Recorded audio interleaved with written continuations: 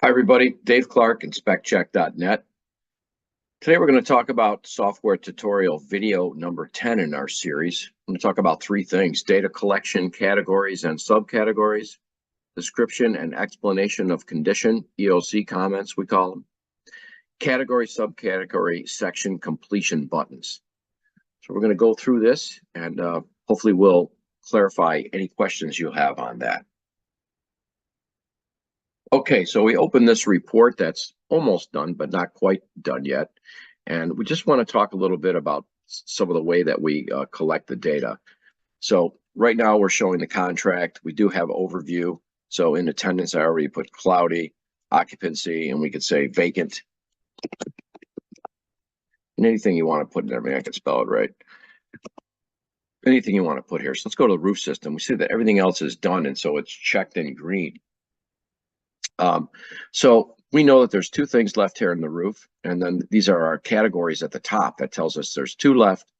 These are all done, and those two, where can we find these two categories? Well, they happen to be right here, right? And we can see how everything is close together, but when we click on it, it opens up and then shows us the default text, okay?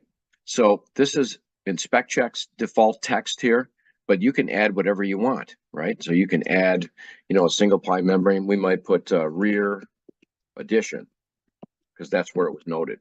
Or we could take this whole thing out and put our own thing. The other thing we talk about too is these are our explanation of conditions. These are our standard default template. But of course, you can use any template you want. And we look at the templates here, and we can see that when we pop on this, the templates pop up, and they're definitely not popping up. So we don't know why. And so there's that.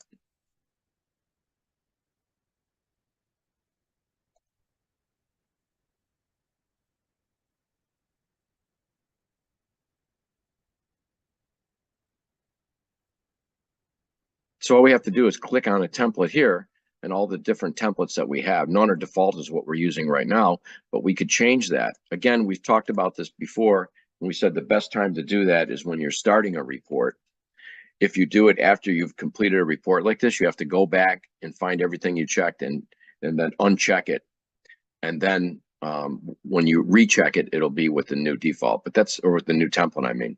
But we really don't recommend you do that. It's a lot of extra work, and you might forget some areas. So add that template you want before you get started, whether you're creating the report or if you're in the view here and you haven't added anything like that.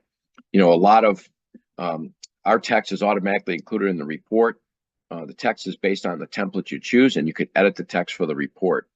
So even if you put your own template in here and you decide, I want to change that, that's not exactly what I want, you can do that, right? All this text can be changed. Just because we say this is composite, this is what we like, doesn't mean that you need to do that. So, many reports out there, they have boilerplate statements without giving your client detailed advice. Your client is left to interpret the report, which could lead to a costly misunderstanding. Looking at confusing symbols or check boxes doesn't constitute a valid explanation or explanation of conditions. InspectCheck provides clear, detailed, professionally written descriptions that put the home inspection process in perspective for the client. Your client will understand the inspection procedure and report. The other thing we have too, something that we don't talk a lot about, but let's say you go to the other box and you want to talk, right? Voice to text. You click here, and on your device, you'll have the little microphone, or if you're on a laptop, there'll be a little microphone in the bottom. Click on that microphone, and that will automatically put the text in here, and it's very good. InspectCheck does also have spell checker. It's important to note, so I'll show you here. If we just go like that and come off of there, you're going to get a little red box. So people like me definitely need spell checker. So pictures, we talk about pictures and how you can add photos. Very simple. Just click here. If you're out in the field, you say upload. You're going to have a couple of options here. If you click on upload and you're in the field on a mobile device, it's going to say to you, do you want to take the picture now? And so you can do that. You can just take the picture and it'll toggle right back to the report. You can also upload from your device, whether it's in your pictures already on your laptop. Standard library, these are our pictures that we have in here on our graphics and a company library. And we already showed how we added these too. So you can add your own in that company library. Very nice. So we see how these numbers descend. And let's just take a look at how this works. So as we go through, we check it and we said, okay, that's what we want. So we mark complete. Notice how that goes down to 3 when I hit mark it complete. And we're going to say the roof is shed style because we already said that rear. And we're going to mark it complete down to 2, right? How did I look at it? Well, let's say a drone. We used a drone to look at it, down to 1. And we're going to say cut the branches away and repairs and patching noted. The covering is nearing its expected serviceable life. It's pretty much that easy. And the explanations automatically pop up. Now that goes down to 0. So we're going to go over to roof structure, right? And we'll say other. We check the other box. Maybe not all areas are able to be viewed, unable to view for whatever reason. Whatever you check, mark that complete. See, we have 1 section left and 1 area. So what are the conditions of those? So we're going to say, there's some movement noted, right? And we can type in here, rear area, front area, whatever you want to do. Mark that section complete, and voila, here's what we got. Look at that roof system. Everything is done. Everything looks great. Okay, let's go over to comments, and we can see right here we can add whatever comments we want. Anything you want to write in there, whatever you want. Let's talk about attachments for a minute. It's really a great feature here. So we want to upload a cover photo. This will also give you the option to take the photo right at that moment, or in this case, we're not going to be able to do that because we're just going to add that. We'll say, because we don't, we're doing it on a desktop, but if we were doing it on a mobile, we can easily add that. And we see that now the cover photo tells you what it is. Another great feature is attachments. So what type of attachments could you add here? Well, we got you covered there too. We can choose from our library.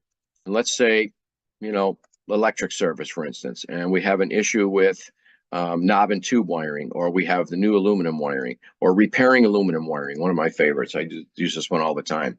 So we find aluminum wiring in the house. What can the client do? We're going to give them this professionally written text, and we like to go to the link only, and that'll take them to a link where we house it for you. That keeps the report short and gets them where they want to go. What about another attachment? What about something else from our computer? So we're going to upload one. We'll go to our desktop, right? And let's take a look out. We got a radon report. Let's insert that in there too. Okay. We always have radon reports, wood destroying insect reports, or things like that. And we can just add that right in there, right there. And the radon report will show up right there. Very simple, full text. It's usually going to be a full text because it's not going to be housed anywhere. It's that simple. So when we're all done, we got our cover photo in, we've got our link for repairing aluminum wiring, everything is checked. We've added our radon report. We just click finalize, save the report, and that's it. Now remember, just because the report is finalized doesn't mean we can't go back and view and edit it, because we can. We can also download the PDF, and we could send this right out directly as an email. We always recommend you download it as a PDF and send it as an attachment from your company email, because this will come from us, InspecCheck. So 2 things. 1, your client might not recognize it. The email client may stop it too or perceive it as spam. So we recommend you download the PDF, attach it to your personal email, and send it out that way. So I hope that helped you out. Just to show you real quick how to collect the inspection data very easily. Just point and click. So simple with InspecCheck. Our next tutorial, video 11, is going to talk more about our report editor and changing templates while editing a report. And then we'll go to tutorial video 12, also our report editor series, collecting and managing photos. You're going to like that too. Makes it real simple. Thanks for watching. Have a great day.